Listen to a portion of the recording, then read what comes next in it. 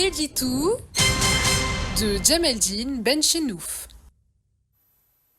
Salam alaikum, bonsoir. On ne connaît pas dans l'histoire politique le cas de peuples opprimés qui soient parvenus à se libérer de l'oppression par la seule grâce du Saint-Esprit, par la baraka de Sidi Al-Ahmar, sans qu'il n'ait mené contre les systèmes qui les contrôlent et les oppriment une lutte acharnée, et sans qu'il n'ait été cimenté par une union sacrée qui soit au-dessus de tous les clivages, de toutes les idéologies, de toutes les différences. En somme,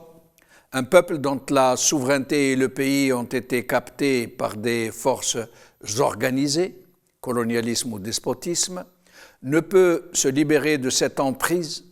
que s'il parvient à hisser son aspiration à la libération, au-dessus de toutes les divergences qui le traversent et quelle que soit la nature de ces clivages. C'est bien pour cela que les forces contestataires qui s'éveillent au sein de ces peuples, puis se mobilisent pour les libérer, pour organiser la lutte, commencent toujours et avant tout par aviver une prise de conscience politique au sein de ces mêmes peuples, puis de tout mettre en œuvre pour y susciter une union sacrée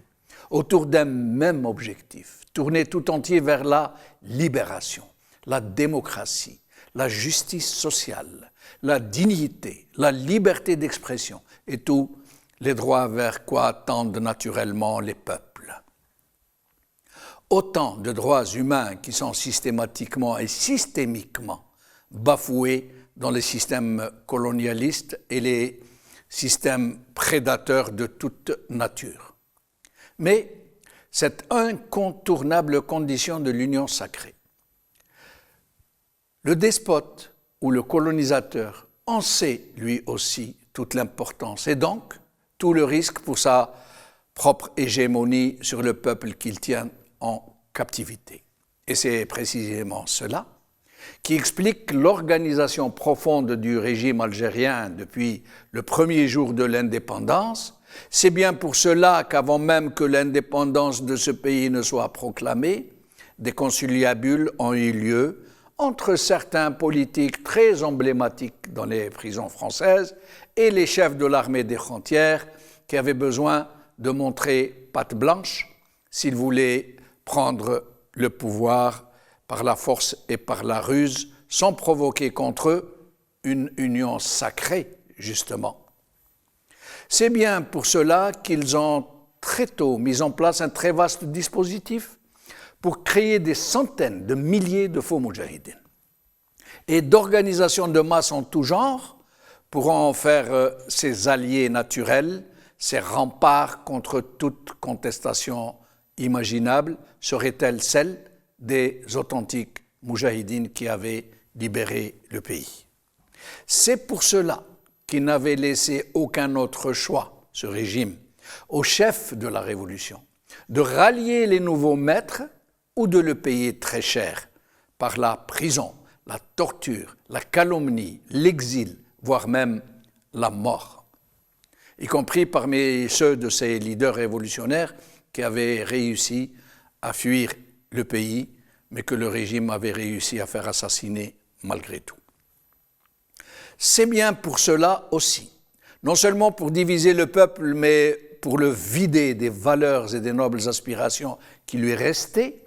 qu'il avait mis en place, ce régime, un dispositif très savant de corruption des élites, des officiers de l'armée et des masses populaires, au point de vider les classes laborieuses de la valeur même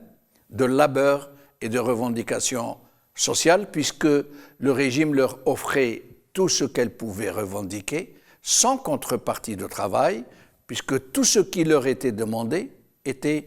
d'applaudir les nouveaux chefs de la Révolution, dignes héritiers de l'armée de libération nationale, bien sûr. Les ressources naturelles, très abondantes, étaient là pour défrayer tout le monde sans qu'il soit besoin de travailler. C'est pour cela, après l'épisode d'octobre 88, que ce même régime avait proposé des réformes politiques et économiques sur lesquelles il avait un total contrôle. Il a pu ainsi renforcer encore plus qu'il ne l'était son contrôle, justement, sur tous les mécanismes de l'État en injectant au sein de la société des succédanies de partis dits politiques, de presse dite indépendante, de syndicats dits libres, etc. C'est ainsi que, sous prétexte de libéraliser l'économie, il l'offrit tout entière et sur un plateau d'argent à ses barons et aux milliers de nervis qui avaient déchiffré ses intentions et qui se sont mis spontanément à son service, en échange de fortunes colossales qui leur étaient consenties. C'est ainsi qu'il a étoffé ses services spéciaux en faisant une pieuvre tentaculaire qui allait au plus profond de la société pour la fliquer et la canaliser au mieux de ses intérêts. C'est ainsi aussi, quand les résultats des élections lui ont échappé, qu'il a interrompu ce régime, un processus démocratique et qui n'a pas craint de verser le sang des Algériens par centaines de milliers, au point de créer de toutes pièces une très vaste entreprise de terrorisme pédagogique, comme il dit. C'est ainsi aussi qu'il reprit les bonnes vieilles méthodes coloniales, ce régime, pour enfoncer le coin de la division entre les Algériens, berbères contre arabes, et contre ouest contre est, sud contre nord, islamistes contre laïcistes. Et c'est tout cela qu'il va falloir démonter pour se libérer avant qu'il ne soit trop tard, se libérer de l'emprise mortelle de ce régime prédateur avant qu'il ne soit trop tard. Qawala khair.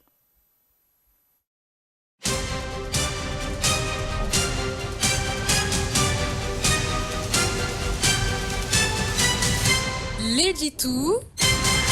de Djemeldine Benchenouf.